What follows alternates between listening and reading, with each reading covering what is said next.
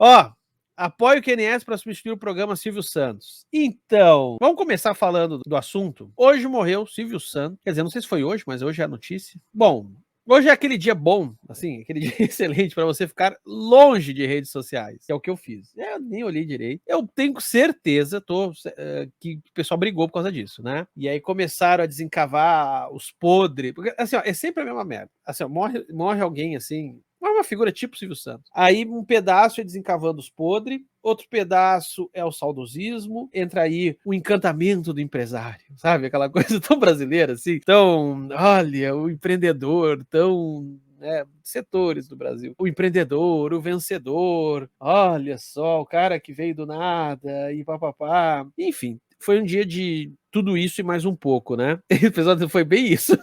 Exato. E eu não acompanhei nada e tô feliz de não ter acompanhado, porque, cara, é muito chato. Porque o script é sempre o mesmo e tal. Como eu tava comentando com um amigo meu, a internet, ela é o lugar onde tudo muda para que fique absolutamente tudo no mesmo lugar. Então acontece um monte de coisa, tchau, e termina e fica a mesma coisa. Mas sobre a figura do Silvio Santos mesmo, eu acho que cabe a partir, não da biografia dele, inclusive tem uma biografia que ele não, parece que ele não gostou, né? Aquela que a HBO fez. Não esse filme que tá vindo agora, esse é mais chapa branca, pelo que me pareceu, mas teve aquela série, né? Foi da HBO? Acho que foi, né? Eu tô trocando as... Foi da HBO ou foi da Star? Agora eu tô na dúvida. Mas enfim, o Silvio Santos, ele entra naquele hall de figuras que são marcos culturais, né?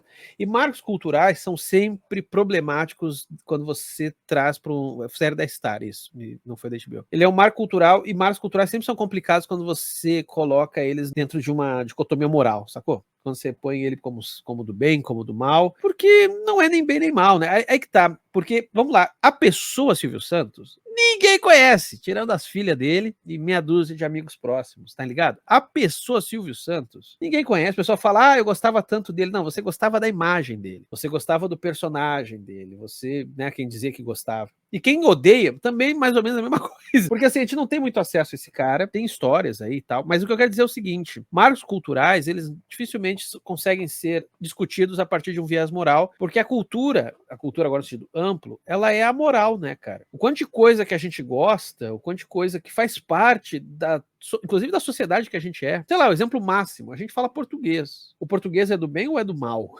É a língua do colonizador. Você vai dizer, pô, isso é ruim, né? Mas, por outro lado, é uma língua que produziu romances, produziu poesia. Foi com essa língua que a gente se expressou e se expressa até hoje. É com essa língua que a gente discute, que a gente se encontra, que a gente conversa, que a gente faz amor, que a gente faz ódio, que a gente faz merda, é com essa língua. Então a cultura, ela tem esse lado, assim, ela, no frigir dos ovos, mesmo com tudo que você possa criticar, a cultura está para além do mal. E o Silvio Santos, ele é uma figura icônica de algo que a gente não tem mais, também. Que eu acho que também é aí que ele acaba sendo um personagem interessante. Ele não sei, dá para dizer que ele é o último? Não, acho que tem outros ainda aí, né, que estão... Mas ele representa algo que, quando eu falo algo que a gente não tem mais, o que isso é? São referenciais comuns, né? Cada vez mais nós somos incapazes de termos referenciais comuns. A televisão criava isso, pro bem e pro mal. Então, a televisão, a partir da televisão, a gente meio que todo mundo sabia da mesma coisa. Tu podia, num domingo à noite, não assistir o Topa Tudo por dinheiro, mas tu sabia quem era Silvio Santos. Hoje, as atuais celebridades são celebridades tribais, cara. Todas. Me diz uma que não seja, vai. Eu não conheço. Às vezes tu puxa alguma que tá, sei lá, Madonna. Tá, mas Madonna foi conhecida aí na época que era TV que imperava. Eu tô falando dessas que ascenderam na era da internet já. Quais que são figuras, assim, que todo mundo conhece? Eu não sei se existe mais. Alguns políticos, né? Políticos, sim. Mas, assim, celebridade, assim, gente, né?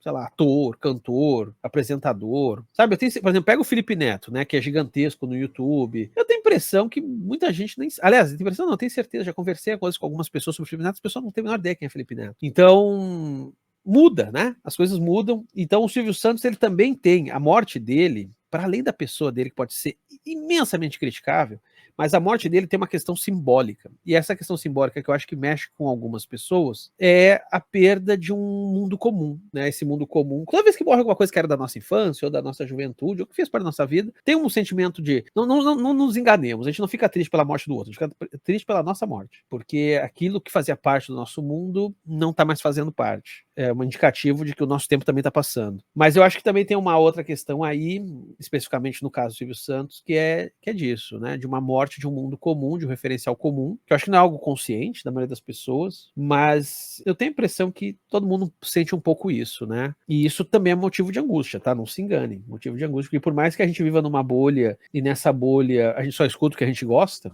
a gente tem, ao mesmo tempo, uma perplexidade gigantesca quando a gente espia para fora da bolha. E as pessoas simplesmente não entendem mais o que a gente fala. No caso da política, isso é bem óbvio, né? As pessoas passam a ter um vocabulário próprio, ter uma lógica própria. E não tem. Você vai perdendo capacidade de articulação, de ponte, sabe? O que eu posso falar que aquele grupo vai entender? Às vezes não tem mais o que tu possa falar, porque aquele grupo já tem uma lógica de pensamento muito diferente da tua. Isso é a sociedade dos algoritmos, né? O Silvio Santos é um dinossauro para a sociedade dos algoritmos, né? Ele é um ser que veio antes disso. E a morte dele é mais um passo desse mundo que tá deixando de existir. Claro, ainda tem várias figuras aí vivas, né? Mas é uma galera que já tá com 50, 60 anos, né? Então, assim, uma hora toda essa galera vai, né?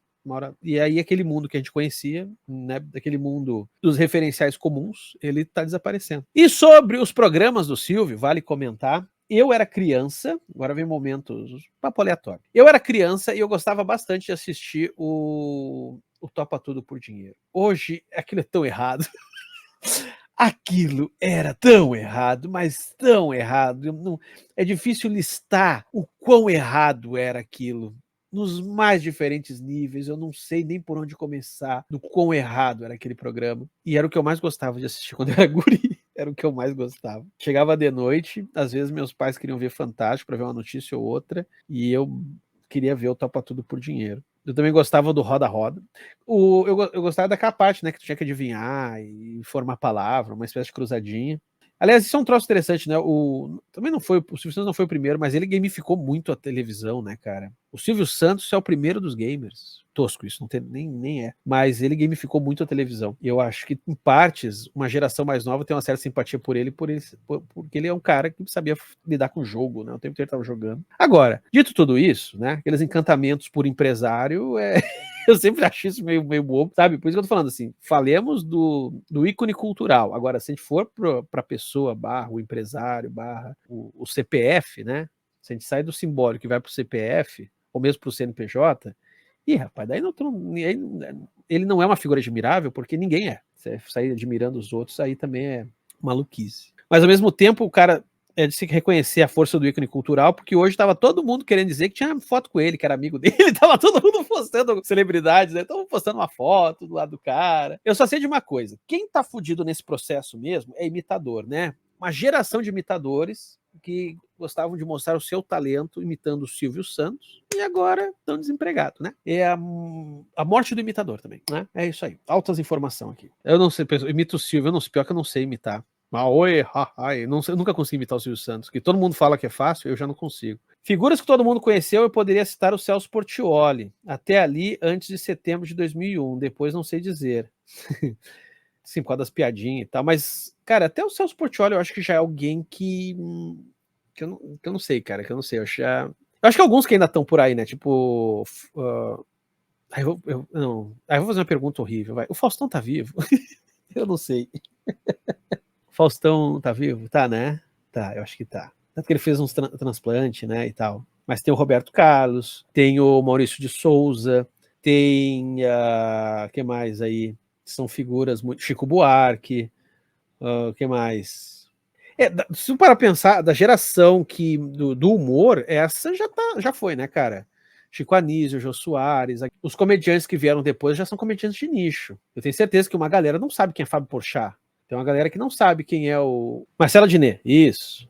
Tem alguns que até vocês falam aqui, eu já nem sei quem é. O pessoal do Cacete Planeta ainda também. Tá, o pessoal do Cacete Planeta ainda, mas cabe lembrar, né, o que era mais popular era o Bussunda. O Danilo Gentili, mas o Danilo Gentili eu acho que já é menos, tá? Porque também não é uma coisa do que aconteceu de uma hora para outra, né? Então, essa perda dos referenciais comuns foi um processo gradual, ainda que rápido, eu creio, acredito, né? Porque, pô, em 1, 2 décadas mudou muito rápido isso. Eu acho que o Danilo Gentili é uma figura intermediária, assim, né? Eu acho que o Danilo Gentili é muito conhecido por causa do De Noite ali e tal, mas eu acho que em alguns grupos ele não chegou mais, né? Diferentemente, sei lá, do Silvio Santos. Boa noite, senhor Link. O Silvio Santos também era uma metanarrativa personificada. Sua morte é também um dos indícios do fim das metanarrativas. Tu tá aqui dando uma puxada do Baudrillard, né? Não, do Baudrillard não, do Lyotard, né? O Lyotard que falava de metanarrativa. É que assim, ó, tem um detalhe interessante de que o Silvio Santos, ele foi um cara que sacou algo que hoje qualquer um no YouTube faz, que é de que, cara, se você vai se tornar uma pessoa pública, antes de tudo, produza um bom personagem. Entendeu? Até porque, dependendo do bom personagem que você souber construir, você vai conseguir se blindar, né? O Silvio Santos, ele fez questão de construir um personagem que, pode ver, uma série de pressões, ele sempre saiu de fininho, cara, porque ele se colocava como cara com as piadinhas escroto, ele se colocava como um tiozinho meio irreverente, tá entendendo? A irreverência é uma arma, também é uma arma. Tanto que a gente vê, às vezes, até uns humoristas meio escroto se esquivando porque é só uma piadinha, tá entendendo? Então a reverência ela é uma boa blindagem. E o Silvio Santos soube muito bem usar isso, né? Só que no dia a dia ele era um empresário, cara. E como empresário fazia, acontecia, né? Uma vez eu vi uma entrevista com ele, um dos vários momentos onde ele tinha desmontado o personagem, assim, e ele comentando, assim, que uma coisa que ele aprendeu, que no começo, quando ele criou o SBT, ele queria peitar a Globo, assim, ele começou a se encantar com a ideia, né, de, não, vamos peitar a Globo. Depois ele percebeu que era impossível, e aí ele disse assim, aí que a minha política aqui, né, minha política com o SBT era, não em frente à Globo, né, se aproveite dela, mas não em frente. Claro que, por exemplo, no domingo, eles tinham uma guerra ali forte, nos anos 90, Domingo Legal e Faustão. O Silvio Santos fala nessa entrevista, a ideia nunca foi superar a Globo, porque a gente sabia que não tinha como superar. A gente queria, claro, sempre queria vencer, mas, por exemplo, novela das 8, o que a gente fazia? A gente jogava a programação nas pontas, porque a gente sabia que novela das 8 a gente perdia audiência. Então, assim, tudo era jogado. Vocês lembram? O SBT tinha uma coisa que, se para pensar, quase que soa como vergonhoso, assim, não é uma coisa que você tem orgulho de dizer, que é o seguinte, o SBT muitas vezes te falava que o programa ia começar depois de um programa que estava na Globo. Vocês lembram que isso aparecia direto na programação do SBT? Tal coisa, começa depois da novela das 8 da Globo. O SBT não tinha pudor nenhum, cara, de pegar e emendar no do... E isso era esperto. Teve um caso, eu tô puxando de memória, então eu posso estar contando um pouco errado, mas teve um caso muito emblemático que foi a exibição de Rambo na TV. Demorou muito para se liberar os direitos do Rambo. Aí o SBT conseguiu Rambo 1. E a Globo conseguiu o Rambo 2. O SBT levou anos e anos para conseguir o direito de exibição do Rambo, e a Globo conseguiu mais rápido. Então, assim, o que aconteceu? Quando foi passar na televisão brasileira pela primeira vez Rambo, já tinha o 1 e o 2. Só que o 2 estava com a Globo e o 1 estava com o SBT. E aí, eu não sei como é que isso aconteceu, agora eu não sei como é que chegou nisso, mas acabou ficando o Rambo 1 e o Rambo 2 no mesmo dia, na mesma noite passando. Sério, ia passar. Essa história é maravilhosa. Posso estar perdendo algum detalhe aqui. Acabou acontecendo de que na mesma noite ia passar o Rambo 1 e o Rambo 2. O 2 na Globo, o 1 no SBT. E aí, o Silvio Santos, que não é bobo, pegou e avisou, trocou, resolveu trocar, não peitou a Globo, e aproveitou isso como propaganda para ele. E ele falou assim, você vai ver na quinta-feira, você vai assistir quinta-feira o Rambo 2 na Globo. Se você quiser saber como tudo começou, na sexta, veja Rambo 1 no SBT. Cara, muito bom isso, bicho. Isso é muito bom. De novo, posso estar contando um pouco errado a história, mas, cara, é genial isso, genial. E, aliás, eu ainda quero fazer uma live aqui sobre o Rambo, tá? Porque o Rambo 2 eu acho uma merda. Agora, o Rambo 1 é daqueles filmes que as continuações fizeram a gente ter uma imagem errada. Porque o Rambo 1 é um filme muito bom, cara. Sério, o Rambo 1 é um filme excelente. E crítico para um diabo, tá? É um filme muito crítico do militarismo americano, cara, tem um monte de coisa ali. Tem um monte de coisa ali, né? O pessoal que pegou o Rambo como ícone de machão não lembra que o Rambo 1 termina com ele ajoelhado, chorando, de maneira até um tanto ridícula, um choro miado, perante o general, querendo do general uma figura paterna. É um final ridículo, no sentido bom mesmo, assim, sabe? Sabe aquele herói de guerra? Ele é um cara em sofrimento, ele é um cara patético. E o Rambo 1 mostra isso muito bem. Aí depois do 2 em diante ele virou propaganda do governo Reagan, né? Aí ele virou aquilo lá. Mas o 1 não é o mesmo filme do 2. O pessoal quando pensa em Rambo, muitas vezes tem o 2 na cabeça, que é o Rambo a Missão. Mas o John Rambo, o personagem, o First Blood ali do 1 é bem diferente. Sim, o Rambo, alguém falou que o Rambo 1 é anti-guerra.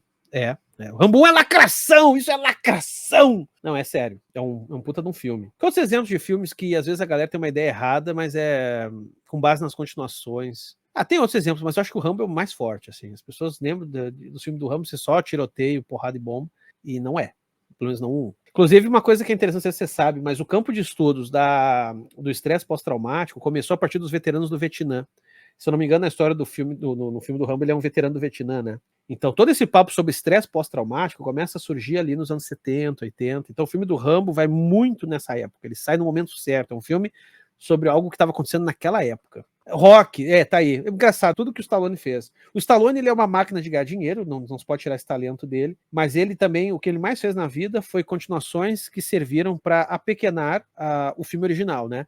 Então, Rock é a mesma coisa, tem razão. É que eu acho que o Rambo ainda é mais decadente. O Rambo 2 eu acho muito ruim e muito contraditório com o 1. Enquanto que o 1 é um filme anti-guerra, o 2 é um filme pró-guerra. Já o Rock, não. O Rock se manteve mais ou menos no espírito, mais ou menos. Só que são filmes que, assim, a ladeira, né, cara? É a ladeira abaixo. O 2 é muito inferior ao 1, o 3 é muito inferior ao 2, o 4 é muito inferior ao 3, o 5 é horroroso. Aí depois, quando ele voltou lá, Coroa, tá, mas também é um filme meio, né, o Rock 6, né? O Rock, é só Balboa, né? O sexto. Matrix também, Matrix acho que também é um caso. Matrix também deu uma diminuída, as continuações são zoadas. Esse vídeo é um corte da Live do Caos que acontece no canal do Quadrinhos na Sarjeta todo domingo à noite por volta das 9h30, geralmente. Então curta e compartilhe este vídeo. E se inscreva lá no Quadrinhos na Sarjeta, assim como aqui no Cortes da Sarjeta, pessoa vagabunda.